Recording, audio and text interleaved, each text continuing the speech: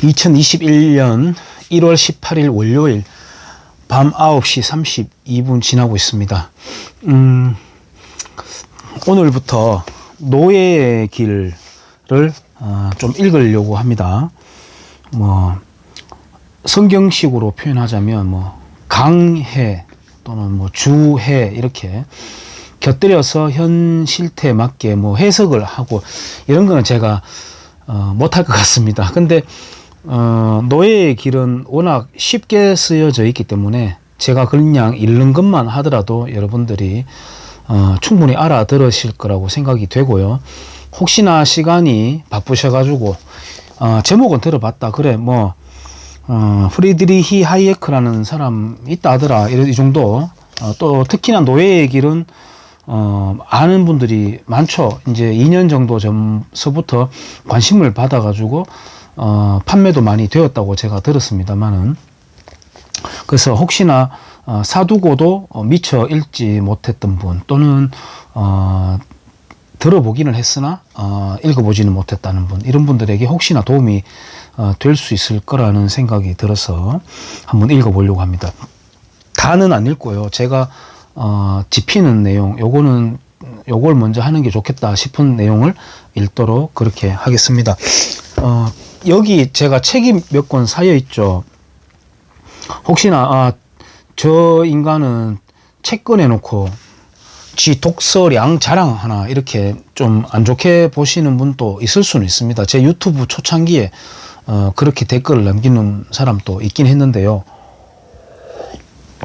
왜 이 지경이 되었냐면은 지금 이 시점에 이거 빨리 유튜브에 올려야 돼 하고 꺼내가지고 요약해가지고 다시 놓고 하다 보니까 이렇게 쌓여버렸습니다. 그래서 만들어진 전통 있잖아요. 에릭 홉스본 그거 환경 관련된 거, 그 다음에 우리 반일 감정에 대한 오도된 그런 걸 해소하고자 하는 그런 내용들, 현장에서 바라본 경제 위기 대응 실록, 강만수 이런 것, 그 다음에 잊혀진 사람 이런 거 몇 가지 꺼내놨는데요. 놓다 보니까 이렇게 되었습니다. 최근에는 조선은 왜 무너졌는가라고 하는 책은 이제 정병석이라고 하는 분이 최근에 다시 대한민국 실정에 맞게 새로운 책을 꺼내놨죠. 그것을 리뷰하면서 이제 보려고 이렇게 내놨는데, 제가 서술이 기네요. 차치하고 노예의 길 좀 보도록 하겠습니다. 우리 몽펠랭 소사이어티 멤버 주역이자 노벨 경제학상 수상자이기도 한 프리드리히 하이에크.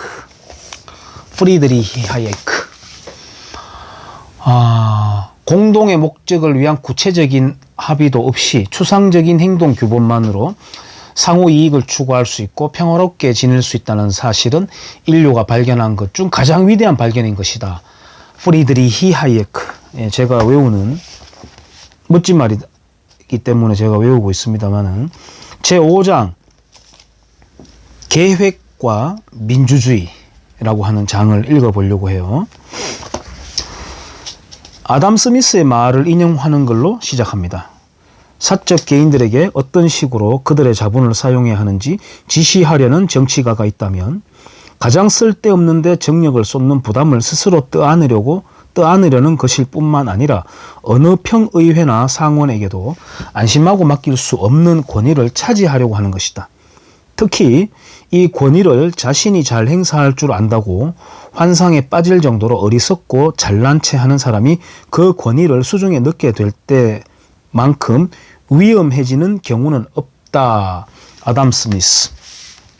자, 내용에 들어갑니다. 명령경제와 포괄적인 공동의 가치 규범.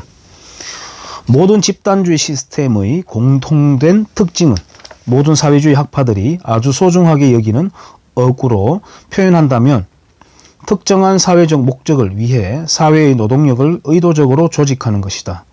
항상 우리 사회에 대한 사회주의 비판가들의 주된 불평 가운데 하나는 현재 우리 사회가 하나의 목표를 향한 그런 의도적 지시를 받지 않는다는 사실, 즉 이 사회 속에서의 활동들이 무책임한 개인들의 다양한 변덕과 환상에 의해 영향받는다는 사실이었다. 이 점은 여러모로 기본적 문제를 매우 분명하게 제기해주고 아울러 우리를 곧장 개인적 자유와 집단주의가 충돌하는 지점으로 안내한다. 다양한 종류의 집단주의, 공산주의, 파시즘 등이 사회의 노력을 동원하여 달성하려는 목적들의 성질은 서로 다르다. 그러나 이들은 모두 사회 전체와 사회의 모든 자원을 하나의 목적을 위해 조직하고자 한다는 점에서, 그리고 개인들의 목적이 최고로 존중되는 독립적 영역을 인정하려 하지 않는다는 점에서 자유주의나 개인주의와 다르다. 이론에서의 집단주의가 예기치 않게 또 집단주의와 떼려야 뗄 수 없는 관계를 가지면서 현실에서 겉으로 드러난 모습을 묘사하기 위해 전체주의라는 용어가 새로이 채택되었다. 이 전체주의라는 새로운 용어의 진정한 의미에서 앞서 언급한 집단주의, 공산주의, 파시즘과 같은 사상들은 한마디로 전체주의적이다. 사회의 조직화가 지향해야 할 사회적 목적 혹은 공동의 목적은 보통 막연하게 공동선 혹은 일반적 복지나 일반적 이익과 같은 애매한 표현으로 제시된다. 특별히 심사숙고해 보지 않더라도 이런 용어들이 특정한 행동 방식을 결정할 만큼 충분히 확정적인 의미를 담고 있지 않다는 사실을 쉽게 깨달을 수 있다. 몇백만 명의 복지나 행복은 하나의 척도로 측정될 수 없다.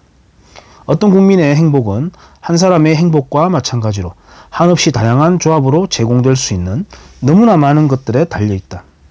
이것은 하나의 목적으로 적절하게 표현될 수 없으며 단지 목적들의 위계체계, 즉 모든 개인들 각자의 필요에 대해 전체 속에서의 자리가 매겨지는 가치들의 포괄적 체계로서만 표현될 수 있다.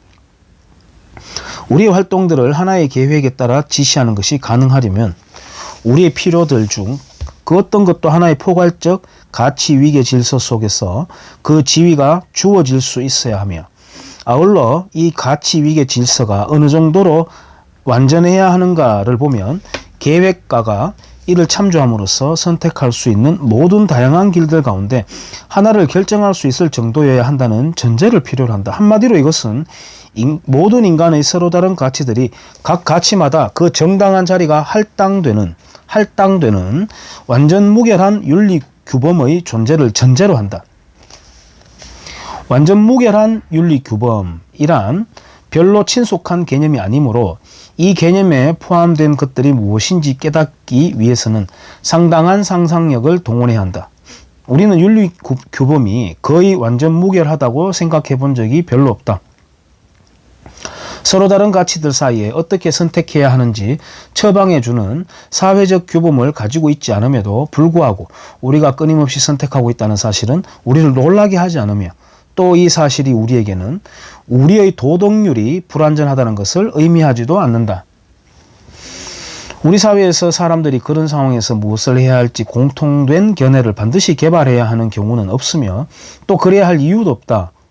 그러나 사용 가능한 수단들이 우리 사회의 자산이며 아울러 단일한 계획에 따라 사회의 이름으로 사용되도록 짜여진 곳에서는 무엇이 행해져야 하는가에 대한 하나의 사회적 견해가 모든 의사결정의 향방을 결정할 것임에 틀림없다. 우리가 그런 세계에 살게 된다면 우리는 즉각 우리 각자의 도덕률 사이에는 메워지지 않는 간격들이 가득한 것을 발견할 것이다. 다시 읽어볼게요. 우리의 각자의 도덕률 사이에는 메워지지 않은 간격들이 가득한 것을 발견할 것이다. 여기서 우리는 그런 완전 무결한 윤리 규범을 갖는 것이 바람직한지에 대한 의문에 대해서는 관심이 없다. 단지 지금까지 문명의 성장은 개인들의 행동이 고정된 규칙들에 의해 제약받던 영역들이 꾸준히 감소하는 현상을 동반하여 이루어졌다는 점은 지적할 수 있다. 우리의 공통된 윤리 규범을 구성하는 규칙들의 수는 점차 더 적어졌으며 그 성격에서도 더 일반적인 성격을 띠게 되었다. 원시인은 그의 일상 활동들 대부분이 정교한 의식에 의해 제약받았고 무수히 많은 각종 금기에 의해 한정되었으나 이로부터 도덕률은 점점 더 개인이 원하는 대로 행동할 수 있는 영역의 경계를 정해주는 일반적 제한의 성격을 띠었다. 하나의 경제 계획을 결정할 수 있을 정도로 포괄적인 공동의 윤리 규범을 채택한다는 것은 이러한 경향을 완전히 역전시키는 것을 의미한다. 우리의 논의에서 핵심적 사실은 그런 완전 무결한 윤리 규범이 존재하지 않는다는 점이다. 하나의 계획에 따라 모든 경제활동을 지시하려는 시도는 무수한 의문을 제기하게 할 것이고 이 의문들에 대한 답변이 근거로 삼아야 할 것은 오직 윤리 규범뿐이지만 문제는 현존하는 윤리들 속에는 무엇이 구체적으로 행해져야 한다는 것에 대한 합의된 견해가 들어있지 않으므로 그 어떤 답변도 줄 수 없게 된다. 사람들은 그와 같은 의문들에 대해 정해진 견해가 없거나 상충하는 견해를 가지고 있다. 왜냐하면 우리가 살았던 자유사회에서는 이 의문들에 대해 생각해 볼 기회가 없었으며 이 의문들에 대해 공통된 견해를 형성할 기회는 더더욱 없었기 때문이다. 몇 분쯤 됐는지 모르겠습니다. 짧게 읽어 나가도록 하겠습니다. 개인적으로 마음이 좀 바쁩니다. 바쁜 이유는 돌아가는 상황, 일들을 볼 때는 어떡하지 하는 걱정만이 계속 앞서고 이슈들이 계속해서 던져지고 무슨 사건들이 던져지면 거기에 계속 따라가게 되는 그런 어떤 관성 또는 어떤 원심력이 이제 작동한다고 저는 봅니다. 사회 현상에 대해서 사람들이 이제 거기에 말려 들어가는데 우리가 당장 봤을 때는 정말 걱정스럽고 막 그렇지만은 좀 어렵겠지만 심리적으로 살짝 그 궤도에서 이탈해서 보면 작은 부침에 불과한 것들도 많고 어쨌든 흐름은 긍정적으로 밝은 미래로 회의적 긍정적이라고 할까요?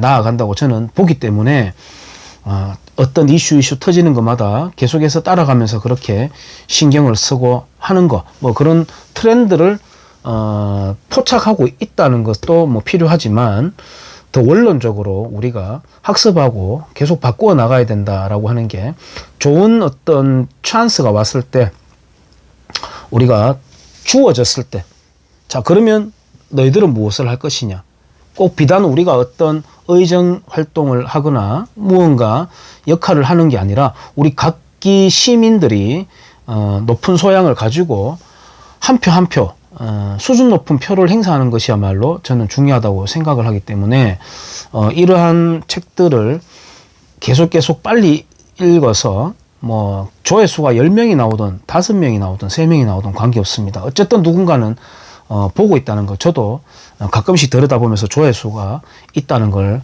확인을 하고 감사하고 있거든요. 그래서 더 많은 무언가를 계속 좀 찍어가지고 시간 날 때마다 제가 하는 일에 지장을 주지 않는 한 계속해서 많은 걸 좀 올리고 싶습니다. 그래서 오늘부터 노예 얘기를 제가 챕터별로 조금 이건 빨리 올려야 되겠다 싶은 내용들이 있으면은 제가 한 토막씩 올리도록 하겠습니다. 한 번씩 심심할 때 들어봐 주시면 감사하겠습니다. 예, 고맙습니다.